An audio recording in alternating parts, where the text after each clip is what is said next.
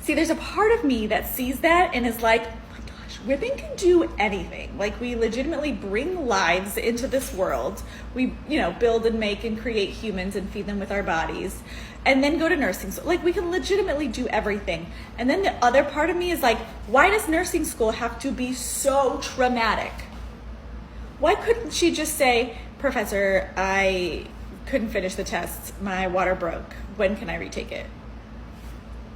Because she feels like she can't. And honestly, most professors are middle finger, not great.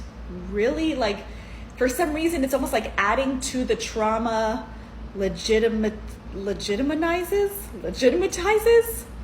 makes it more legit, or like excuses the cost, or makes it feel more official. I don't know, but it does not need to be this traumatic.